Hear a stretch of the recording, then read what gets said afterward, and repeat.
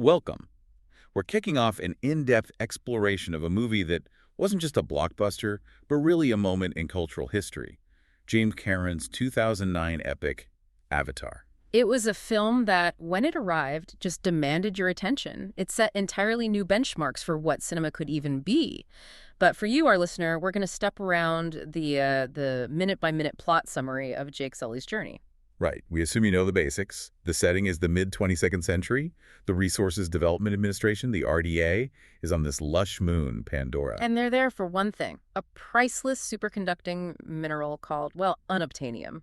And of course, there are the Na'vi, the indigenous 10-foot-tall humanoids who live there. And the title itself, Avatar, it refers to those genetically engineered Na'vi-human hybrids, the ones that allowed human minds to remotely connect and, physically interact with this incredibly beautiful but hostile world.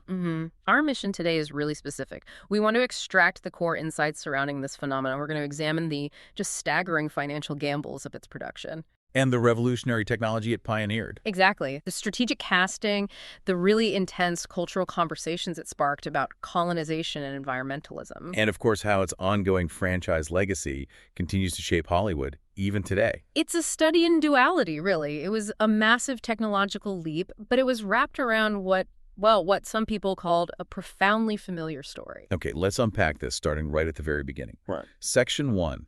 The almost mythic genesis of how this film even came to exist. The production timeline for Avatar is, it's one of Hollywood's greatest examples of patience and of technological insistence. This wasn't a film that was greenlit quickly. No. James Cameron carried this vision with him for nearly 15 years before a single camera even rolled. That is just an extraordinary commitment. 15 years. To carry a project around in your head, just waiting for the world to catch up to your imagination.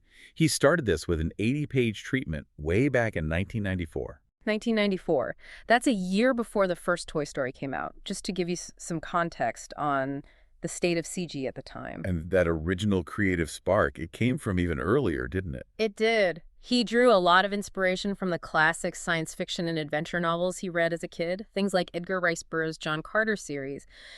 But the sources are clear that some of the visual DNA for Pandora, the real core of it, came from a very specific formative dream he had. When he was just a teenager. When he was just 19 years old. And that's where the whole aesthetic was born. We're talking about the bioluminescent forests, the glowing fiber optic trees, the purple moss that lights up when you step on it. He actually sketched that scene as a teenager, and that specific drawing became the absolute visual blueprint for the entire world-building team decades later. But here's the crucial part of the story.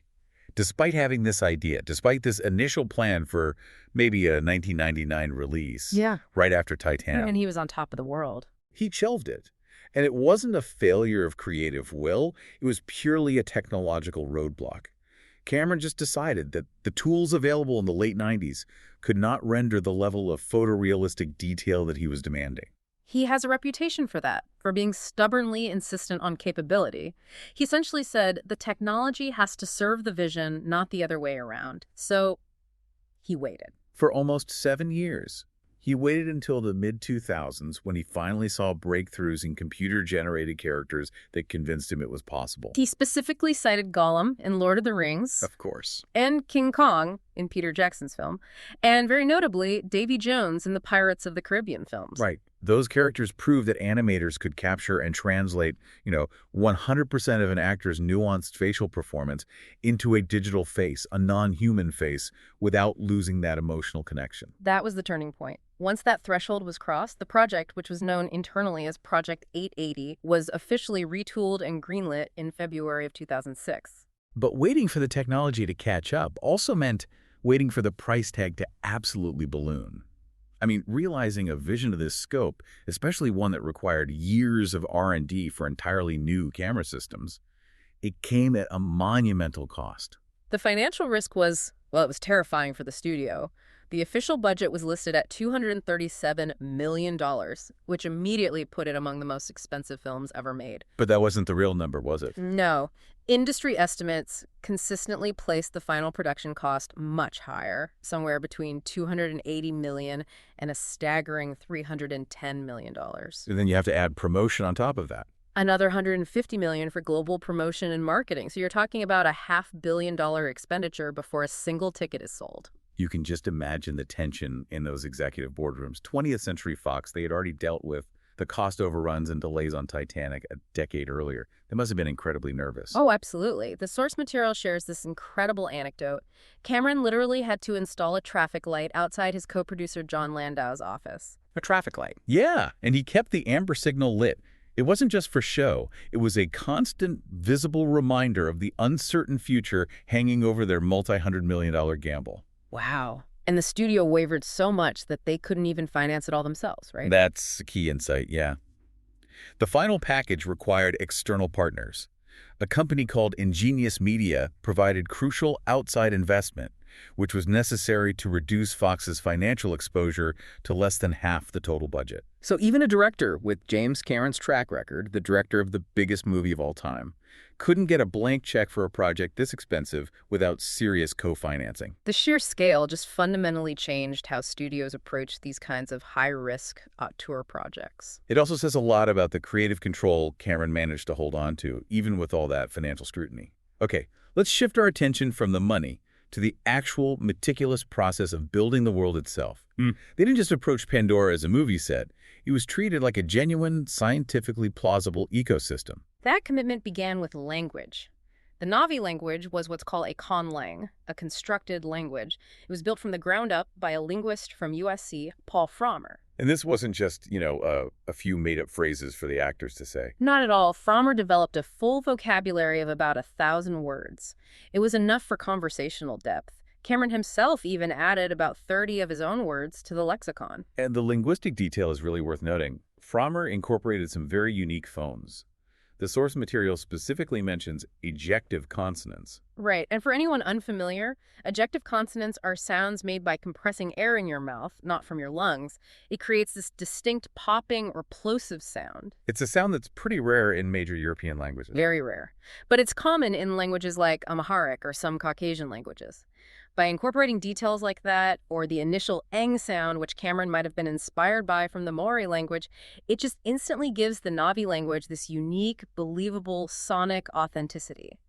It grounds a fictional culture in real-world linguistic diversity. And they applied that same level of rigor to the botany, to the plant life. They did. To make sure it was scientifically plausible, they consulted with experts like Jody S. Holt, a professor at UC Riverside who specializes in plant physiology. That meeting must have been fascinating. It was vital. Professor Holt met with Sigourney Weaver and the set designers, and she helped them establish realistic parameters for Pandora's flora.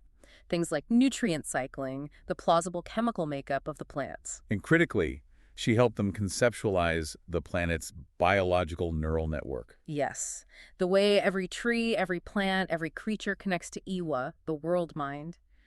This made what could have been a mystical concept a tangible biological fact within the film's universe. And the environment wasn't just scientifically grounded, it was also geographically inspired. Yeah. When you see those incredible floating land masses, the Hallelujah Mountains, they weren't just pulled out of thin air. No, not at all. They were directly modeled after real-world formations, specifically the karst limestone mountains you find in parts of China, like Huangshan and Zhangjiajie.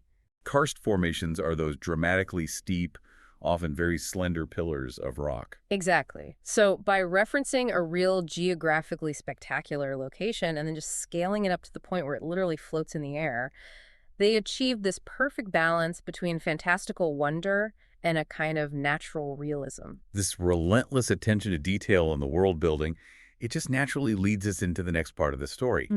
The revolution in filmmaking technology that made this world visible to us. The production became famous for its hybrid approach. The final film was this very careful balance, 60% computer-generated elements and 40% live action. And the goal, the explicit objective for the whole team, was for you, the audience, to be completely unable to tell where the live action ended and the computer generation began. The core innovation that allowed them to blur those lines was this radical enhancement of performance capture technology. And this is where those custom skull caps come into play. Right. Traditional motion capture mostly relies on markers on the body. Exactly. Avatar's big innovation was to focus on the face. The actors wore these custom-fitted skull caps that stabilized a tiny high-definition camera positioned right in front of their faces, just inches away. And this setup allowed them to capture 100% of the actor's nuanced facial performance. The slightest twitch of an eye, a subtle shift in expression. And map that data directly onto their digital Navi counterparts. So for the director, this gets really interesting. This new level of fidelity meant Cameron wasn't just directing actors in gray suits anymore. He was, in a way, directing the performance capture data itself. Yeah. And the tools he developed gave him this instantaneous creative control. The most famous tool was the virtual camera system. So picture this. Cameron is standing on the soundstage, holding a monitor. But instead of seeing actors in suits, he sees the fully rendered virtual characters, the 10-foot-tall Navi performing live in the digital Pandoran environment. He could literally walk around the scene with this monitor. He could walk around, swoop the camera through the scene, change the lens, adjust the virtual lighting, all of it in real time. He famously compared it to operating a big, powerful game engine.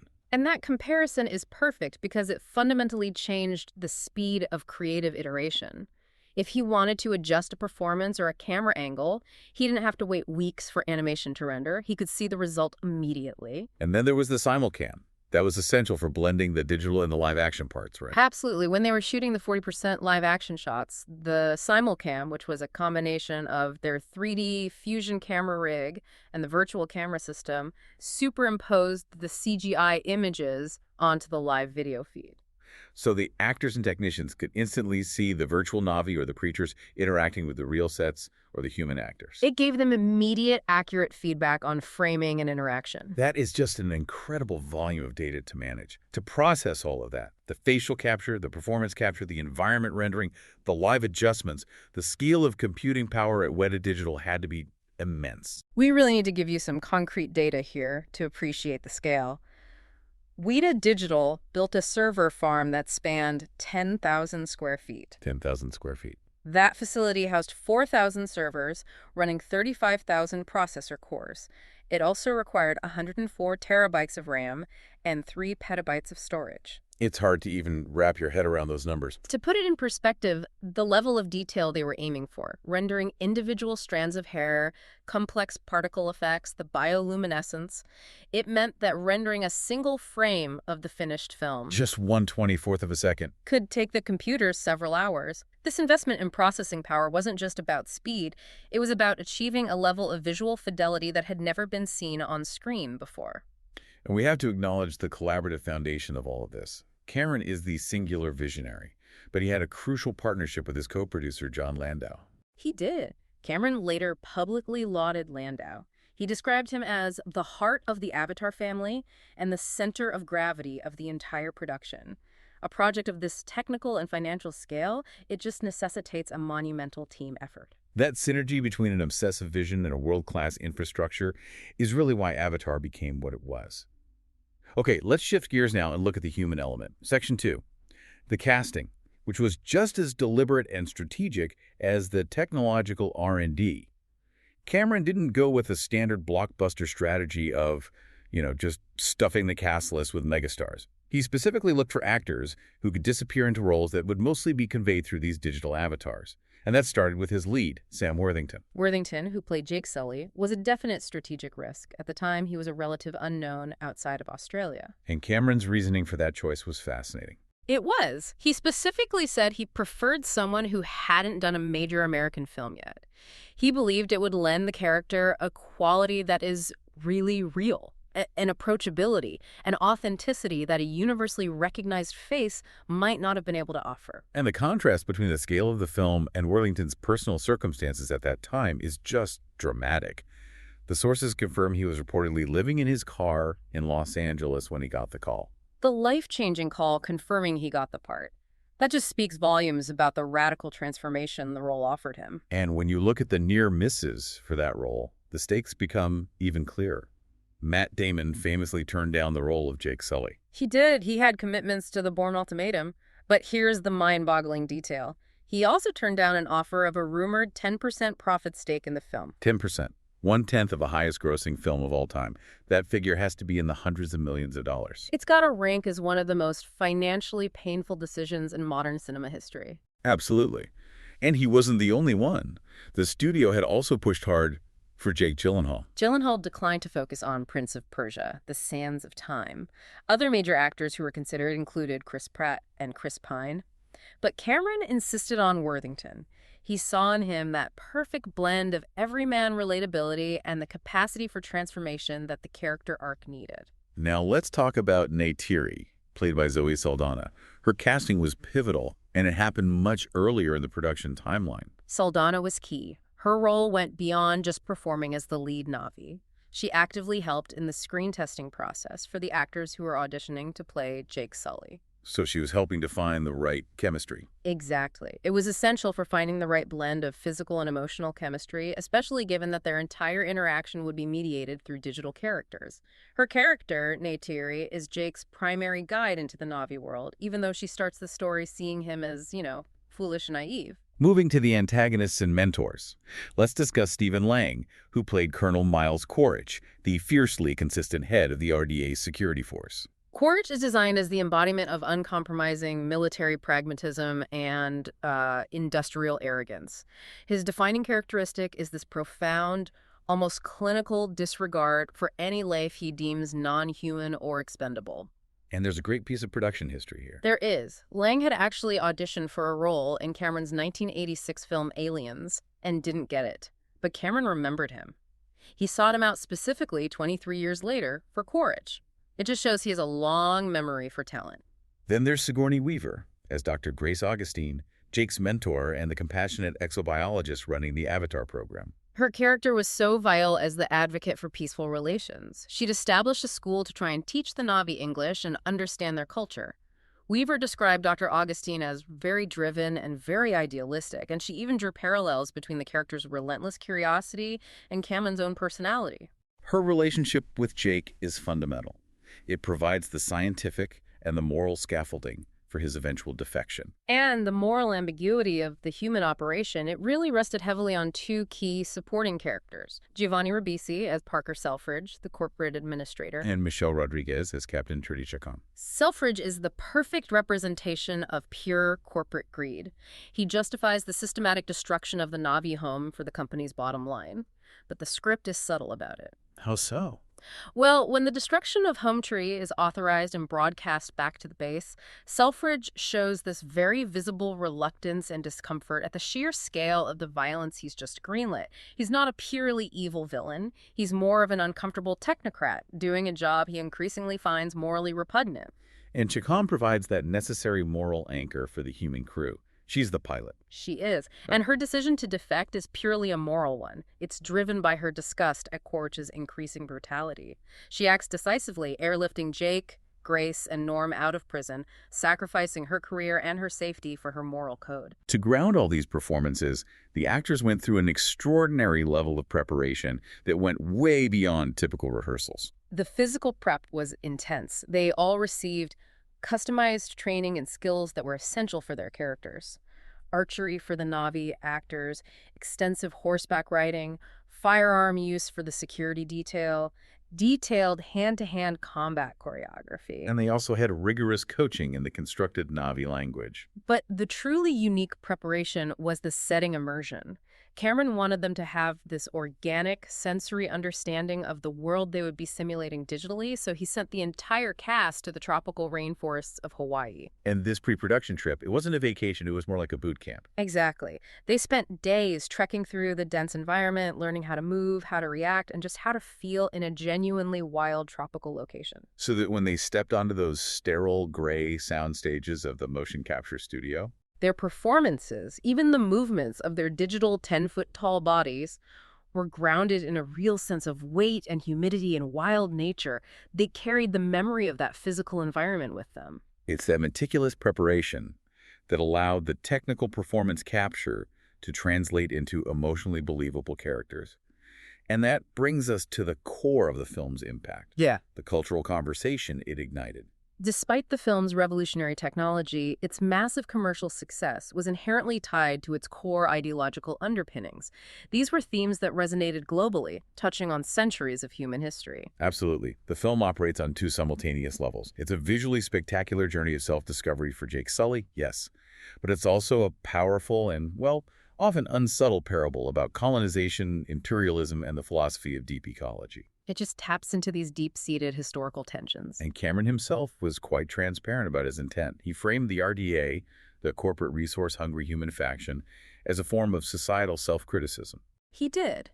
He explained that the Na'vi represent our higher selves, or the idealized, aspirational parts of humanity that live in harmony with nature. And conversely, the human characters represent what we know to be the parts of ourselves that are trashing our world and maybe condemning ourselves to a grim future. This framing leads directly into the film's critique of modern mechanized warfare. Cameron openly acknowledged that the film implicitly criticized the United States' role in the Iraq War. And the increasingly impersonal nature of conflict, where violence is just administered from a distance. He specifically used the film's depiction of overwhelming military force to make the audience consider the perspective of those under attack. He noted, in reference to the term shock and awe, that we know what it feels like to launch the missiles. We don't know what it feels like for them to land on our home soil, not in America. The film uses its sci-fi setting to really turn the tables on the audience's perspective of war. This intentional empathy, it really peaks during the film's most emotionally devastating sequence, the destruction of Home Tree. It is a moment of just profound, catastrophic loss. Courageous soldiers launch a missile attack that completely obliterates the Na'vi's colossal home tree, which is both their physical home and their central spiritual gathering place. The casualties are immense. Neytiri's father, the clan chief, is killed. It's the total erasure of a society's foundation, and the impact resonated so deeply. Cameron himself remarked that he was surprised at how much it did look like September 11, implicitly linking the violent, traumatic erasure of the Na'vi home to a familiar and recognizable human tragedy.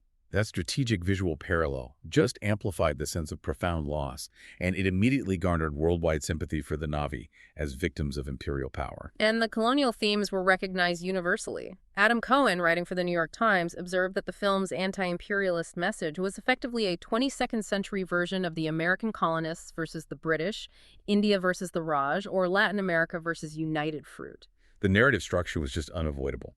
An invading power seeking resources and subjugating an indigenous population. Beyond the political and historical, the film is also rich in spiritual and philosophical context.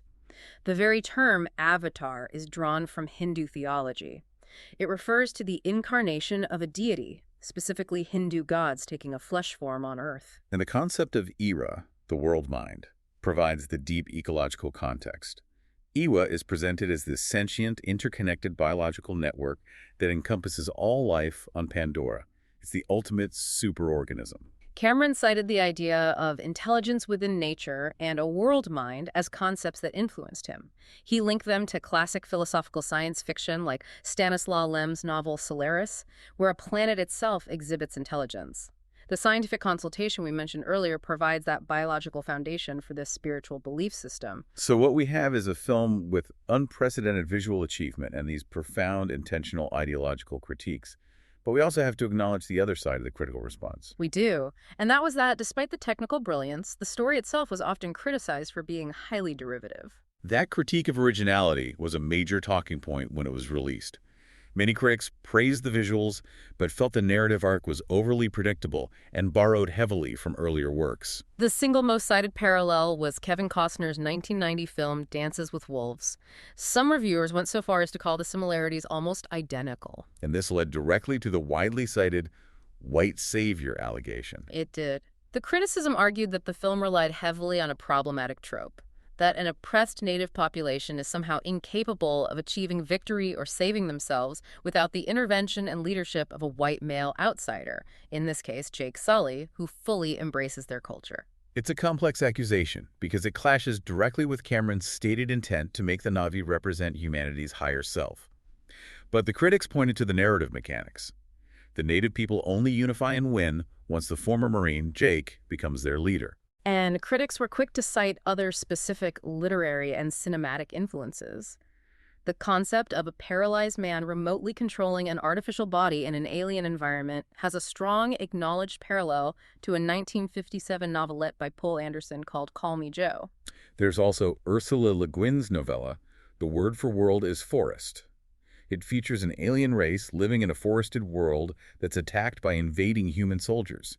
Many found that analogy too close to ignore. And other cited inspirations included the narratives of Pocahontas and The Last Samurai. We should also mention the visual inspiration from the fantasy artwork of Roger Dean for the floating rock formations, though Dean's subsequent lawsuit against Cameron and Fox was dismissed. So what Avatar represents, then, is this unusual duality. It's a technologically monumental breakthrough that shattered industry standards, yet it chose to wrap its innovation around a collection of ancient, familiar, and in some cases, critically controversial narrative frameworks. So the critical assessment was split: technical genius versus narrative familiarity. But critically divisive or not, those opinions did absolutely nothing to slow the commercial machine. Let's shift our attention to Section 4, the commercial and critical juggernaut that completely redefined the box office. The financial success of Avatar wasn't just big, it was unprecedented. It was record-breaking across multiple continents, and it achieved these monumental milestones at a staggering speed. It was the fastest film ever to reach $1 billion worldwide. It hit that incredible benchmark in just 19 days. And perhaps more significantly, it was the first film in cinematic history to cross the $2 billion threshold globally. Ultimately, it surpassed Cameron's own epic Titanic to become the highest-grossing film of all time worldwide, and it held that position for a decade. But the financial phenomenon wasn't just about the initial gross, it was about the staying power, which just perplexed box office analysts at the time. Right. Typically, a film has a significant drop-off in revenue after the first weekend. The initial rush subsides, word-of-mouth spreads. Avatar defied this convention completely. In its second domestic weekend, it dropped only a marginal 1.8% in revenue. In the third weekend, it dropped just 9.4%. Those are astonishingly low numbers. They are. This unprecedented box office momentum allowed it to hold the #1 spot at the domestic box office for 7 consecutive weeks, a feat that hadn't been seen since the 15-week dominance of Titanic in the 90s. So why the sustained interest? A major financial factor in these astronomical numbers was the ticket premium associated with its primary viewing format, 3D. That is absolutely critical to understanding the economics. Avatar was conceived and released almost entirely around the 3D spectacle. It utilized Real D 3D, Dolby 3D, Expand 3D, and the premium IMAX 3D formats. And the ticket prices for those formats carried an average premium of $2 to $3 per seat, significantly more for IMAX. This higher price point just significantly boosted the film's overall gross. It allowed it to rack up far more revenue per viewer than a standard 2D release. Analysts at the time universally agreed that Avatar's success strongly validated the industry's massive capital shift toward 3D cinema. The spectacle justified the premium price. And its massive success was sustained and even amplified over time through strategic re-releases.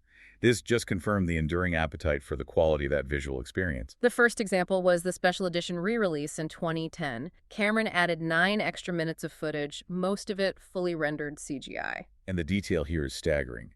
Cameron noted that those 9 minutes alone cost over $1 million per minute to complete and finish. That financial commitment just illustrates Cameron's ruthless technological perfectionism. It was worth spending an extra $9 million just to integrate marginal, high-fidelity content back into the experience. But the most symbolic re-release came much later, in 2021, when it was reissued in the Chinese market. That singular market reissue allowed Avatar to earn just enough marginal revenue to return to the very top spot as the highest-grossing film worldwide, temporarily surpassing Avengers: Endgame. And that return to the top confirmed the enduring global power of the visual spectacle. It was a recognition of the film as a cultural touchstone that audiences were willing to pay to revisit on the largest screen possible, even a decade later. Most recently, the 2022 re-release, timed right before The Way of Water, saw the film remastered in 4K high dynamic range, with selected scenes showing at 48 frames per second. It's a continuous effort to ensure the film is always presented in a technologically superior format. Moving to critical recognition, the film certainly cleaned up at the major awards ceremonies, particularly in the technical and aesthetic categories where it truly excelled. It secured 9 Academy Award nominations. Now, it missed Best Picture and Best Director, but it won 3 crucial technical awards: Best Art Direction, Best Cinematography, and of course, Best Visual Effects. It also received high-level recognition from the Hollywood Foreign Press Association, winning the Golden Globe for Best Motion Picture Drama and Best Director. The praise from fellow filmmakers was immense, often framing Avatar as a generational milestone. Steven Spielberg famously called it the most evocative and amazing science fiction movie since Star Wars. That's high praise. It is, but that contrasts sharply with the reaction from other filmmakers who were less impressed by the predictable plot. Directors like Duncan Jones, for example, questioned the core predictability, asking, "At what point in the film did you have any doubt what was going to happen next?" And the film's sheer technological scale created a crisis of confidence for some of his peers. The French director Luc Besson admitted that after seeing Avatar, he felt so technologically inadequate that he threw his original script for his film Valerian in the trash and restarted. He realized Cameron had fundamentally opened up new technological doors for cinematic scope that he now needed to match. This is a powerful insight. Avatar functioned as an industry benchmark. Even if critics disliked the narrative, they had to acknowledge that the film set the new technical standard against which all subsequent major blockbusters would be judged. And that leads us perfectly into our final section, the complicated legacy of Avatar and how it has cemented itself as an enduring franchise. Avatar holds a truly unique place in pop culture history. It's a film that broke every financial and technical record, but for years it inspired this argument. Was it forgotten or was it foundational? The initial critique, which was voiced heavily by journalists, we saw this around 2014, about 5 years after the release, was that Avatar had failed to create a lasting pop culture footprint. They pointed to the lack of a dedicated, persistent fandom, the scarcity of quotable dialogue, and a lack of any significant merchandising presence when you compare it to Star Wars or the Marvel films. The argument was that its only lasting achievement was popularizing 3D cinema, which by that time was already beginning to wane in theaters. That sentiment persisted for a while.